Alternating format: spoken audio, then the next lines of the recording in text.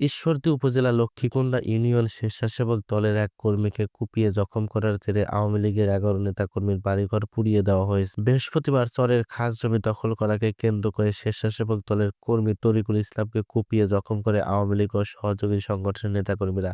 খবর পেয়ে পুলিশ ও ফায়ার সার্ভিসের সদস্যরা ঘটনাস্থলে যান, কিন্তু বাধার মুখে আগুন না নিভিয়ে ফিরে আসেন। পরে র্যাব পাবনা ১২ ক্যাম্পের সহায়তায় ফায়ার সার্ভিস কর্মীরা আগুন নিয়ন্ত্রণে পরিস্থিতি শান্ত করেন। ঈশ্বরদী শহর থেকে প্রায় ৩৫ কিলোমিটার দূরে লক্ষ্মীকুণ্ডা ইউনিয়ন চর চর ও তালবাড়ি চরের কয়েক হাজার একর সরকারি খাস জমি দখল নিয়ে আওয়ামী লীগ ও বিএনপির মধ্যে সংঘাত চলে যাচ্ছে। এরই জেরে স্বেচ্ছাসেবক দলের কর্মী তরিকুলকে আওয়ামী লীগের লোকজন কুপিয়ে জখম করে।